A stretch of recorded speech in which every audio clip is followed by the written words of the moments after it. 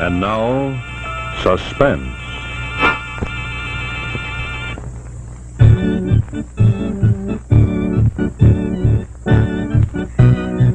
Your host tonight on the Autolite Theater is the maker of the famous wide-gap Autolite resistor spark plug. This is the spark plug that's ignition engineered by Autolite men who make complete ignition systems for many of America's finest cars. In its 28 great plants from coast to coast, Autolite makes over 400 products for cars and trucks. Spark plugs, bumpers, hubcaps, bullseye seal beam units, radiator grills, batteries, wire and cable, ignition systems, speedometers, instruments, tail lights, and many more. So remember, from bumper to tail light, you're always right with Autolite.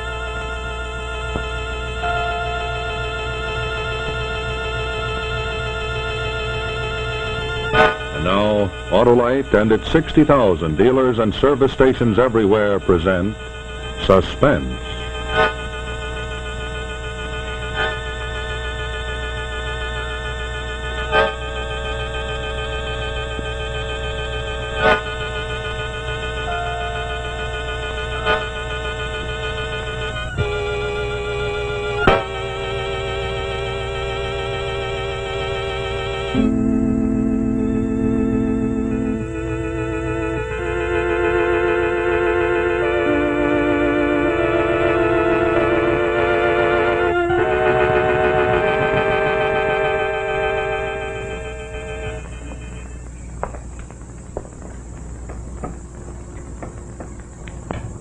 Don't mention it.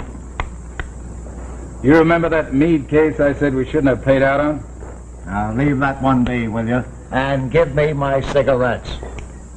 I got some new dope. There's nothing fishy about the way Meade died. You saw the death certificate. Do you know that the doctor who issued the certificate had his license taken away from him? So what? And incidentally, he married Meade's widow.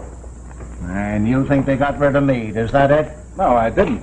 Till I found out that Mrs. Meade had taken out a good hefty policy with us, naming guess who as beneficiary. Not Doc Archer. Doc Archer.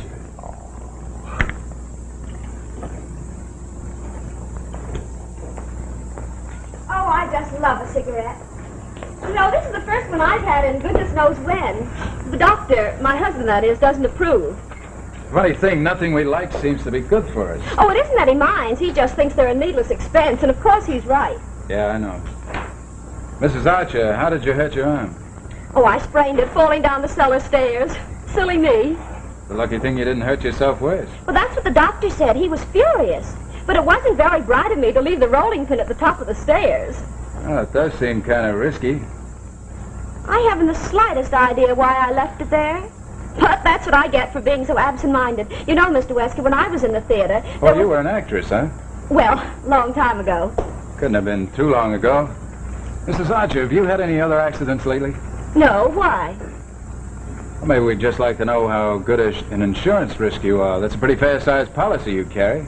Oh, my husband's a great believer in insurance. He puts practically every penny we have in it. Your husband's such a great believer in insurance. Why doesn't he carry some himself? Oh, but he does. He took out a policy for himself the same day he bought me mine. Not with our company.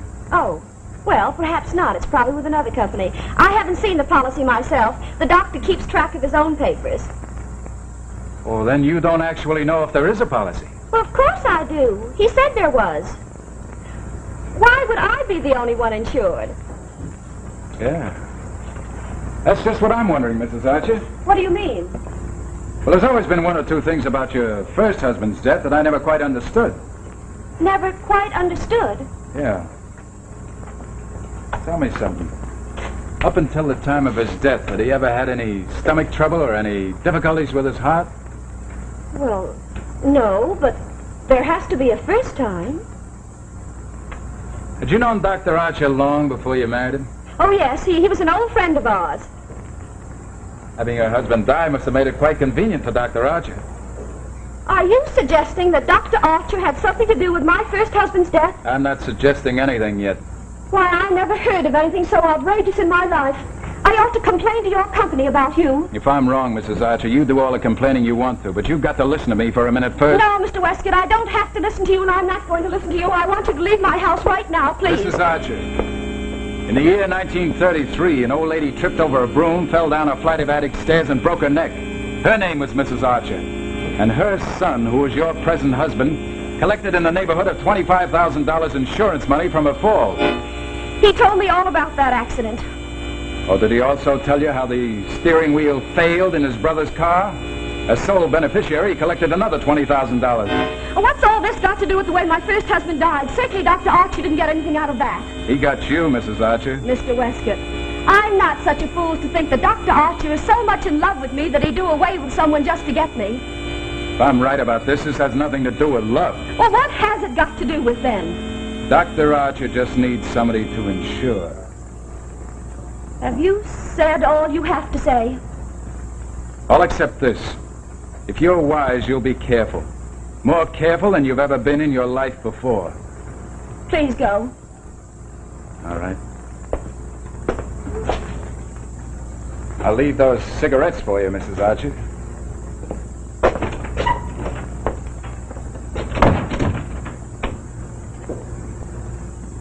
Up with the buttercups, come on, get up, here comes the sun.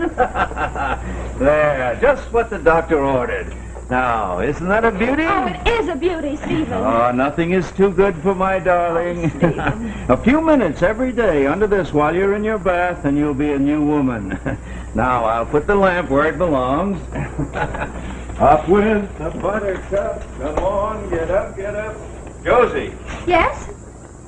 who left these cigarettes here? Where'd they come from? Oh, those, Yes, how do you expect to economize if you go throwing away money on cigarettes? Oh, but I didn't, Stephen. Someone left them here today. Who left them? The man from the insurance company. Insurance company. What did he want? He wanted to see me about my policy. What about your policy? Well, he... Oh, Stephen, I might as well start from the beginning. It's all so silly. Yes, tell me. Well, this man came from the insurance company this afternoon, and he... Wait a minute, dear. See who that is. Yes? Oh, yes, Mr. Westcott. I was just beginning to tell my husband about your visit this afternoon. Well, I wouldn't tell him too much if I were you, Mrs. Archer. It might not be safe. Why? I'll tell you why. Your husband hasn't any insurance with any company. I checked. You understand? Okay, I'll check with you tomorrow. You what? You have what there? Bye.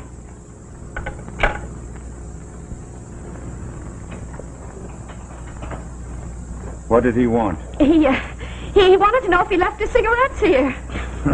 Are some people tight? Well, you were going to tell me about his being here today. Oh, yes, he was telling me about all those wonderful things I could add to my policy, like accident insurance and things like that, so that if I got sick or hurt myself, I could collect on it. We're not putting up any good money on such nonsense. After all, I'm not going to let my little girl get sick, am I? Stephen! Stephen, what are you laughing at? He was idiot enough to leave his cigarettes here. I'm going to smoke one.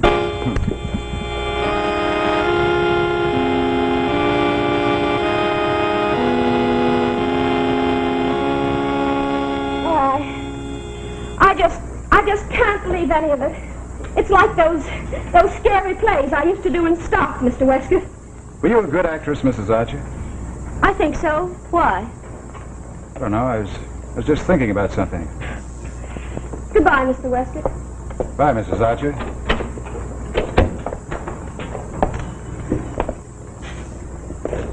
That the Archer dame? Yeah, that's her. You're on a wild steer there, Hawkshaw. I hope you're right. And you've been in this racket as long as I have. You'll find out that practically everybody dies in some dull, old-fashioned way. Bug gets them, the old pump stops, while they're hit by a fruit peddler's truck.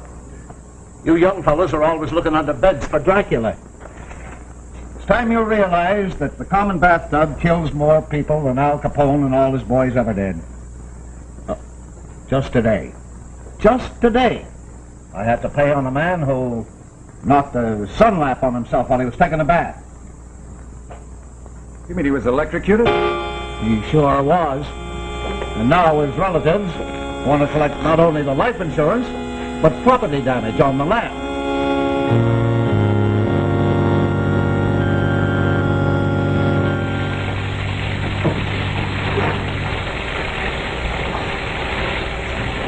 Are you having your sunbath, dear?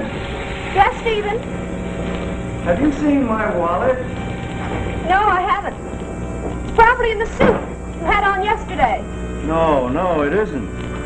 Did you look on the dresser? On the dresser?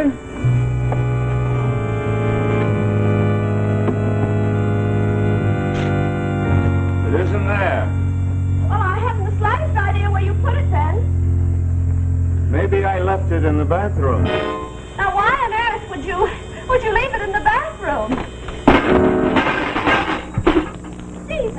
Stephen, you almost knocked the sunlamp into the tub. I hope it isn't broken. Well, I wouldn't worry about it, dear, even if it is. We can always buy a new one.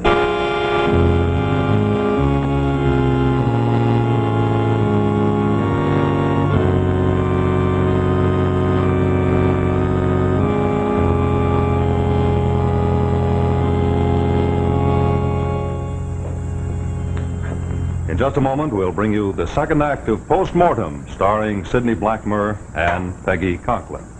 While we're waiting now for the curtain to go up, I'd like to introduce you to a real blue blood of the canine world.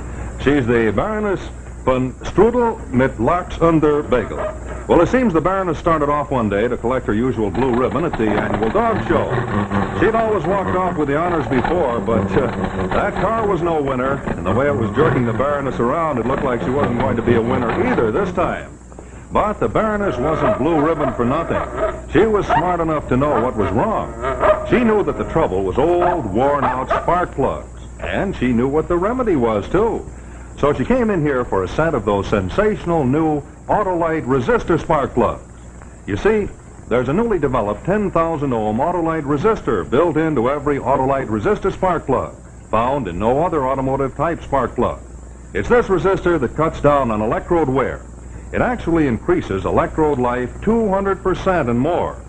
Thanks to that amazing resistor, these remarkable new spark plugs make practical a wider spark gap setting. And that's what does the trick. It gives you a smoother engine idle and more positive firing on leaner gas mixtures. So you actually save gas. Another thing, that exclusive resistor cuts down on radio and television interference too. So your friends will like that. Well, here they are, those longer-lasting, ignition-engineered Autolite resistor spark plugs. And incidentally, they're available only through your Autolite dealer.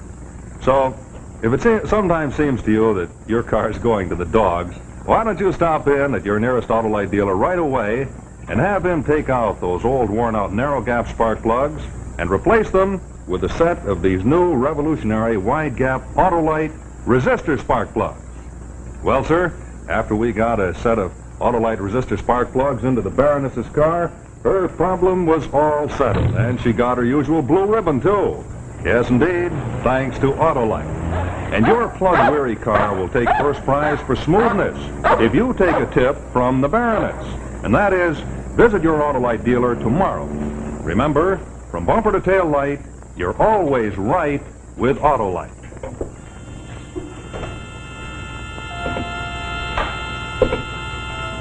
And now, continuing our suspense presentation, we bring you the second act of Mortem.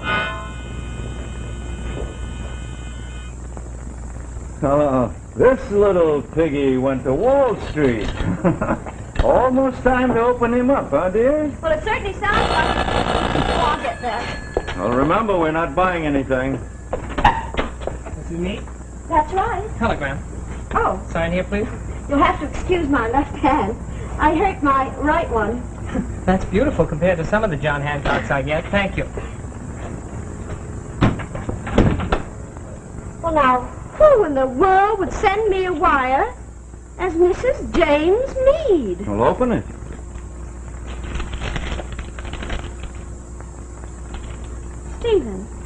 Stephen, I don't understand. understand this at all. Why, that's very simple. You've apparently had one of the winners in the Irish sweepstake, and you've won $150,000, that's all.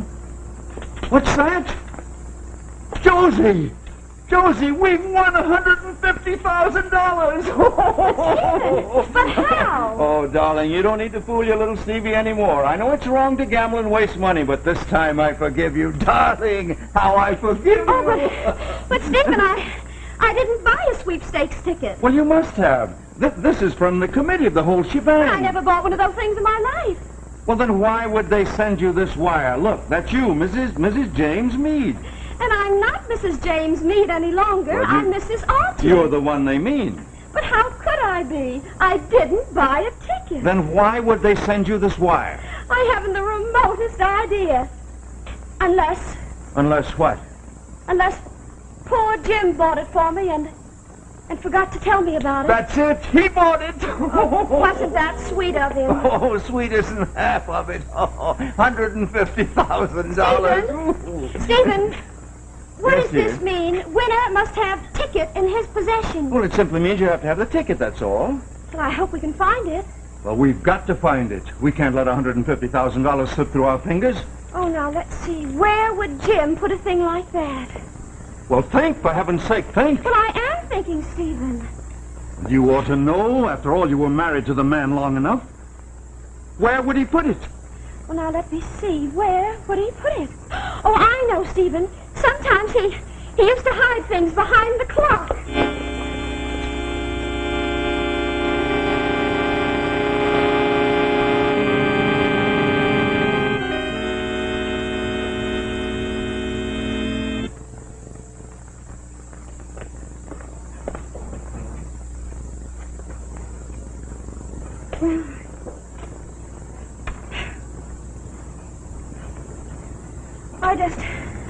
I guess we're not going to find it. Oh, we've got to. It's $150,000. But, Stephen, I've looked every place I can think of. Well, think of some more places. It's $150,000. Do you hear? It's $150,000. Oh, it must be someplace. Jim never lost anything in his life. Are you sure you looked in all the clothes you gave away after he died? Well, you ought to know. You helped me. Remember the $7 you found in the brown suit? Yes, I know. Did you give away all his things? Yes, everything but the blue suit. And, Stephen, come to think of it, I didn't look in that one. Then that must be where the ticket is. Of course it is, Stephen. That was his favorite suit. He wore it all the time. Oh, then that must be it. Let's have a look. Come on. We can't, Stephen. Why not? Where is the suit? On Jim. It's the suit he's buried in. There goes our $150,000. But why, Stephen? Now that we know where the ticket is. Well, what good does it do to know if we can't get it? But can't we get one of those court orders or whatever you call them? You mean open the grave? Well, I'm sure that Jim would want me to. What kind of woman are you? Haven't you got any decent feelings? Oh, but Jim would never have bought me the ticket if he didn't want me to have the money, Stephen. We're not getting any court order, and that's that. Well, I guess the $150,000 doesn't mean much to you. Oh, woman. Well, then why can't we get the ticket, Stephen? Because I forbid you. Do you understand? Do you understand? Yes, Stephen.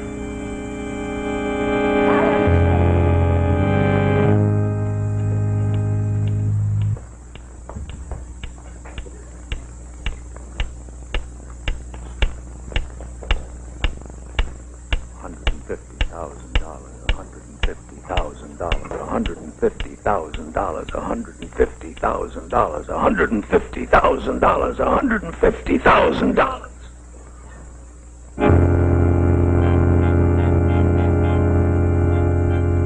Josie.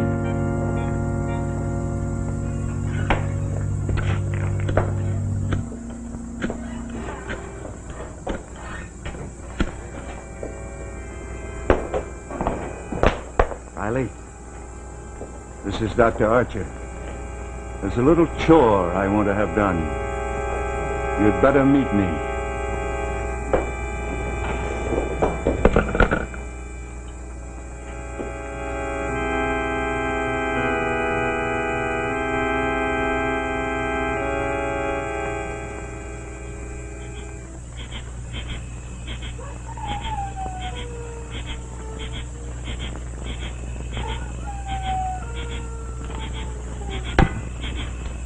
That does it, Doc. There he is. Not so loud, you fool. We ain't gonna wake him. This place is full of caretakers.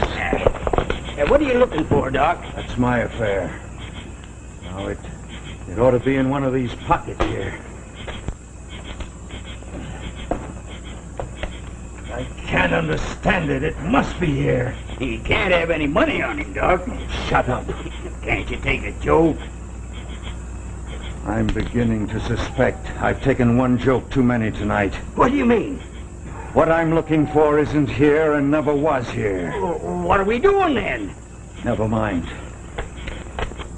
Say, he looks pretty well preserved. Nobody asked you how he looked. Now what have I said? Just don't talk too much.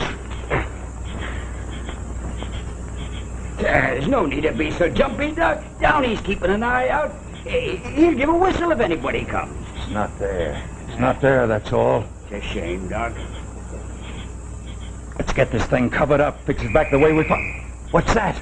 There's someone coming. Come on, let's get out of here.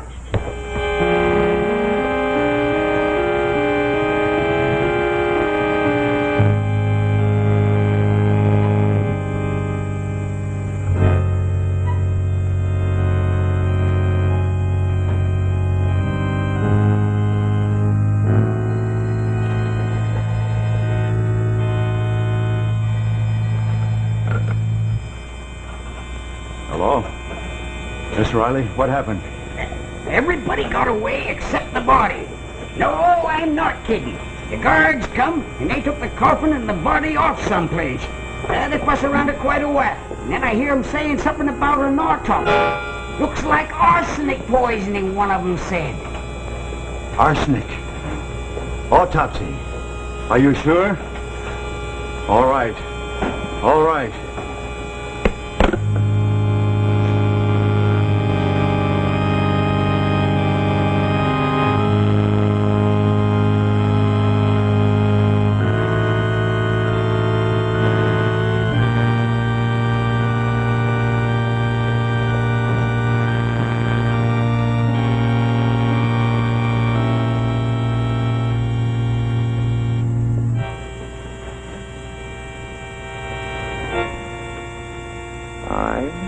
I alone am guilty of Jim Meade's death.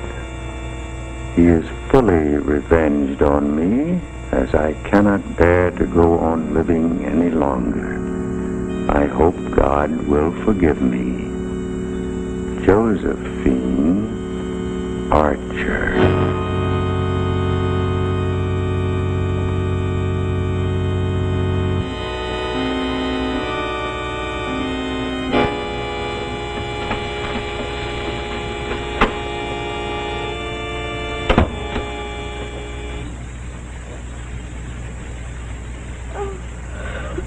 All right, dear, it's time to get up. 9 o'clock. I stayed awake so late last night waiting for you that I overslept this morning. Oh, that was a late call I had. I'll get your breakfast for you right away. Oh, but you must have your bath first and your sunlamp. I don't need it now, Stephen. Oh, doctor knows best.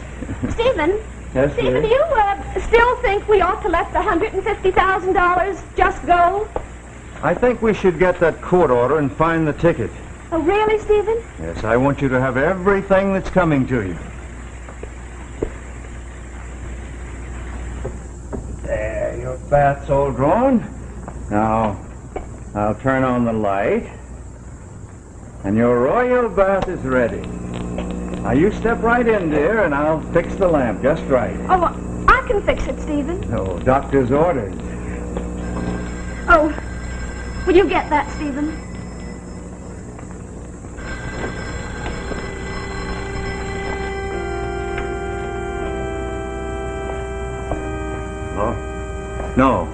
No, I can't talk to you now, Riley.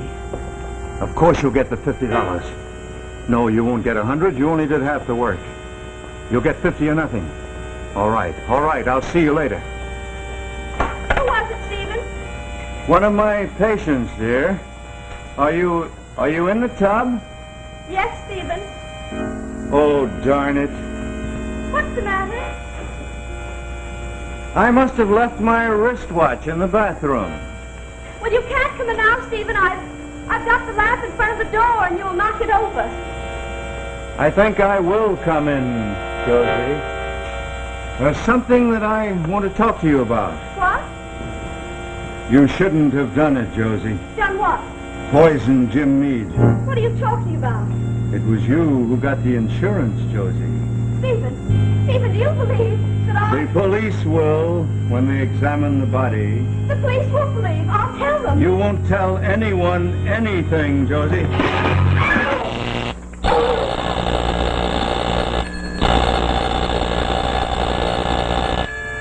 Up with the body. Get up.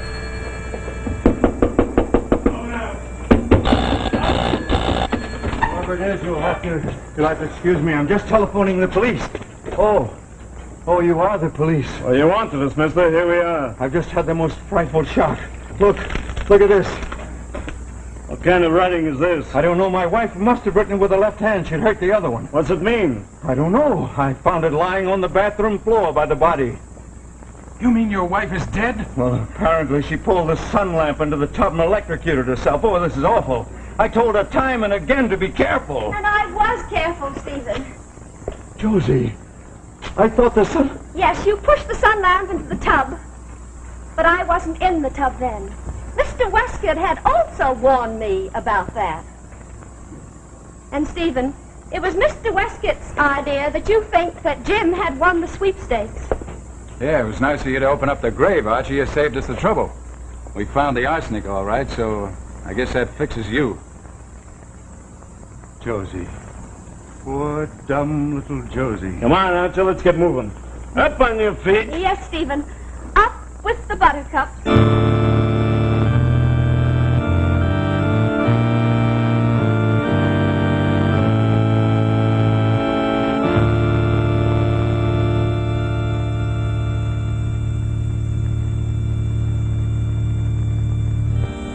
Thank you, Sidney Blackmer and Peggy Conklin, for a wonderful performance in Post-Mortem. This is Rex Marshall speaking for Autolite, and in just a moment I'll tell you about next week's Suspense presentation. But first, here's a parade of Autolite products, and here they come. The horns, the windshield wipers, relays, ignition coils, and of course the batteries, Autolite Stay Full batteries. The batteries that need water only 3 times a year in normal car use.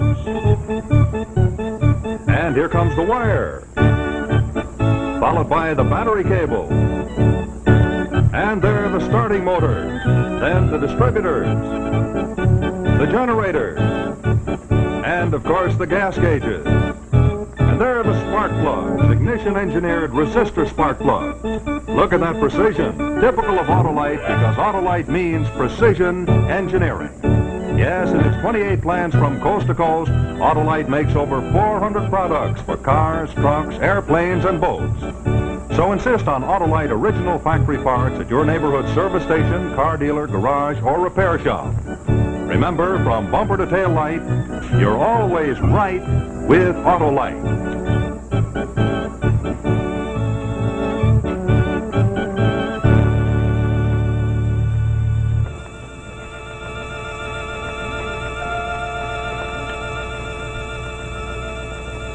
Next week, we will bring you another gripping story of suspense, The Monkey's Paw, starring Boris Karloff and Mildred Natwick. Also, be sure to listen to Suspense each Thursday night on your radio.